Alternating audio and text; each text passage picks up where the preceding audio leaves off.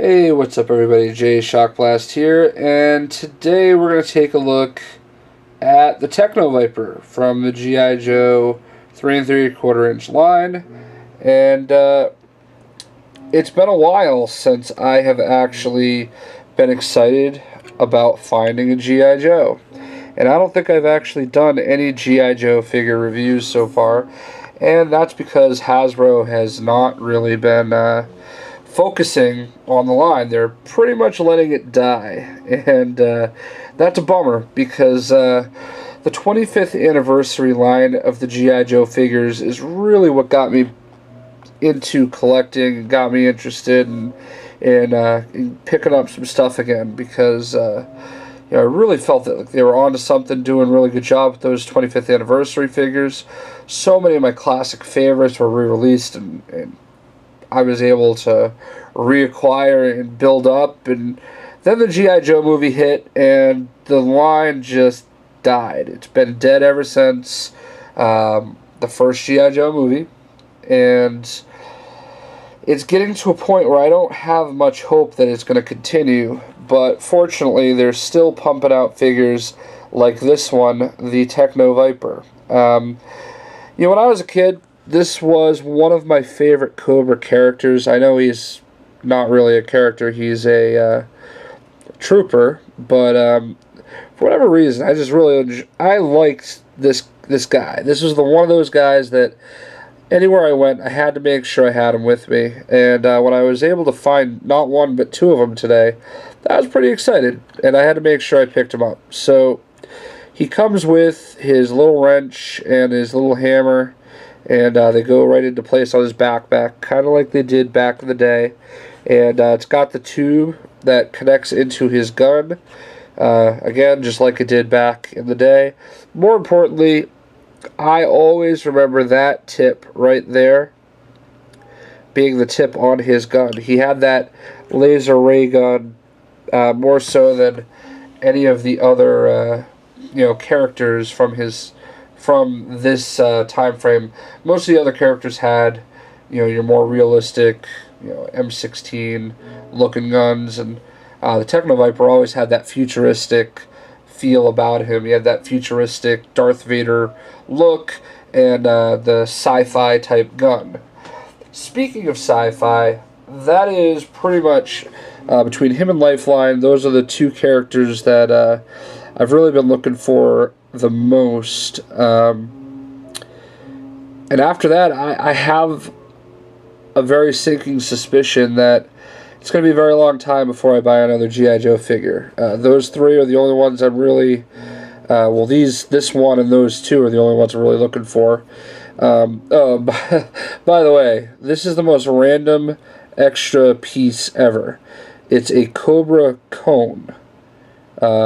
Comes with it, and of course, a little pistol. Yeah. Anyway, the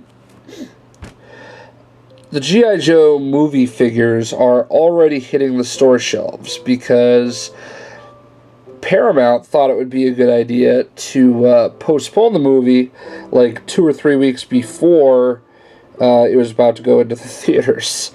And I don't know how much you guys have heard about it.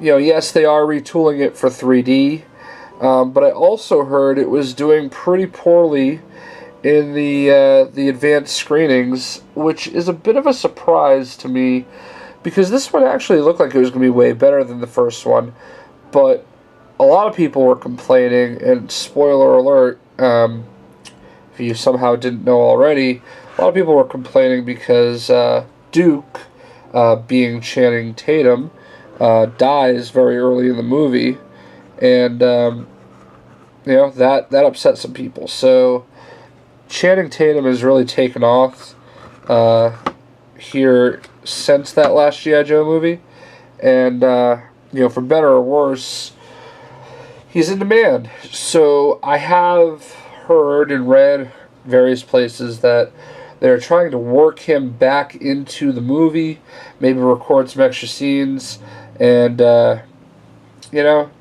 whatever. I always thought it was a bad call to even if you weren't going to use some of those characters from the first movie, I thought it was a bad call overall just to kill them off, because some of those guys, Duke and Ripcord and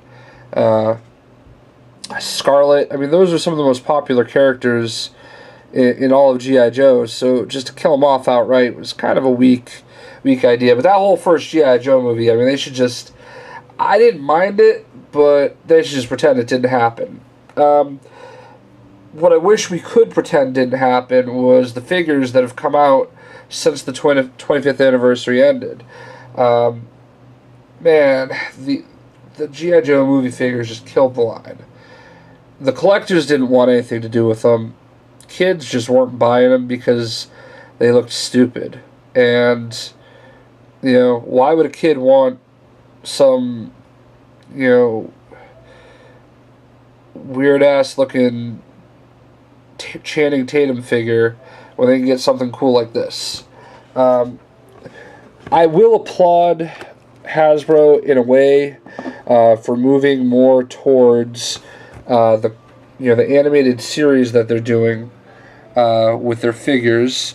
Obviously, it makes a lot of sense, but if you look, we've still got the same characters. We got Ripcord, we got Scarlet, we got Storm Shadow, Cobra Commander, Duke. The Iron Grenadier is barely even a new figure. It's mostly retool, repaint, and even Tunnel Rat's being overused a little bit. So I get what they're doing, but at the same time, this is the type of stuff that is going to kill the line, is the oversaturation with the same characters. The fact that they have to feel the need to throw a new Duke, a new Snake Eyes, a new Storm Shadow with, one extra sleeve cut off. All these different characters, they have to, reprint, repaint, reuse, and there's not enough new guys like this one, or Lifeline, or Sci-Fi. Those guys, again, some of my favorite G.I. Joes growing up, so that's why I'm excited about them. The collectors, I get that these are supposed to be geared for kids, but the collectors are really keeping this line afloat, and it's unfortunate that they can't at least, consider that a little bit more, because, ultimately, the collectors or the adults, I'm 31, and, my generation is starting to get to the point where we're going to go into the store with kids, and we're going to say, hey, I remember that from when I was a kid.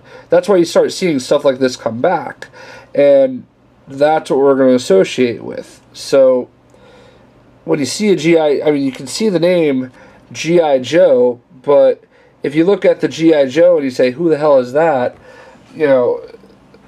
I wouldn't buy it. So there's only so many uninformed moms out there that are just going to buy whatever's on the shelf, or buy, Snake Eyes and Duke every time. There's only so many of those out there, and I think they've kind of run its course. So Hasbro really needs to focus on more unique characters that haven't been done. And I know it's going to be pretty tough when they've got a whole warehouse full of G.I. Joe the movie crap. To use the appropriate word, not for lack of a better word, because that's the appropriate word. And it's going to basically be sitting there off and on for, realistically, the next, 8 months? I mean, I get that they're pushing it out to the stores now, but, come March of next year, what are they going to do? What if the movie's not ready for March? What if it gets pushed back even further? So are you going to just keep running with the movie line for over a year? It's not going to work. It's just not going to work. And I will applaud them, though, because the G.I. Joe the movie figures look way better than all the other movie garbage that's on the shelves now. I went in to a couple stores today, and all the movie stuff's starting to come out. You got Spider-Man, you got Men in Black, you've got the Avengers, you've got Batman, and I mean, the G.I. Joe stuff definitely looks the best, with Avengers, I guess, a close second. But man, that I guess Men in Black looks better than Batman because it's pretty impossible for anything to look worse than what Mattel's doing with their 3 3/4 inch line, which, by the way, they should just forget about. That's not their thing. 3 3/4, get rid of it. Don't do it anymore. Stick to 6 inch and higher. That's all you're good for. The Batman figures are straight trash. They really are. They're just terrible.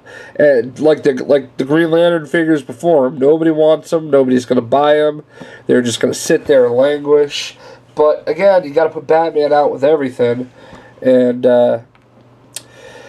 I'm tired of seeing not as much Mattel, but definitely more so Hasbro, make these decisions with their lines. It just kills them off.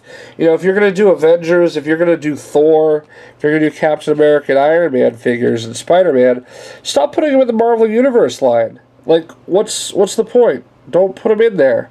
You've got all these other lines for it. Put them in there. And keep the Universe line fresh for, the new characters that still haven't even hit the stores yet. I know I'm waiting for Nova. I'm obviously a pretty big Nova fan. I've established that. And I'm waiting for that, what else is coming? We got Beta Ray Bill coming. I mean, stop the reprints. More unique characters. I'm just trying to help you make money, Hasbro. But back to the topic at hand, because I can rant with the best of them. Realistically, I only made this video because I wanted to rant and talk about one good figure, and that's this one right here. I am definitely happy with this one. It's a really good piece, and I'm going to just keep this one in the package, and this one obviously is already opened. I don't really do a whole lot of keeping stuff in the package. As a matter of fact, this is the extent of my in-the-package stuff. Revan, Malik, Archangel, Darkhawk, the variant Clear Vision, and the Stormtrooper Commander figure that came with the Force Unleashed. So everything else I pretty much opened. And I used to have all my G.I. Joe 25th stuff in the package, but those are long opened. I don't have them set up yet. I'd show them, but I'll get to that eventually. So for now, it sucks because this is great. I love it. I really do. But I'm thinking I'm gonna go. I'm gonna just start getting the sideshow stuff instead. I mean, I know it's obviously 20 times the price, but actually probably way more than that. Like, those are like $150, so much more expensive. But excuse me, Target has the G.I. Joe movie figures for $9.99, and if that's what we're looking at, I'm out. Forget it. I mean, these when the 25th anniversary were out, they were $5.99, and now we're all the way up to $9.99.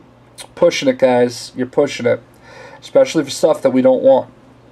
Anyway, that's it for now. I realistically, today I was on the prowl. NECA said that the Borderlands stuff is on its way to stores, and I was hitting up every store in the area trying to see if they had them. So I have them on pre-order from Big Bad Toy Store. So hopefully later this week you'll be seeing a Claptrap and a Bandit.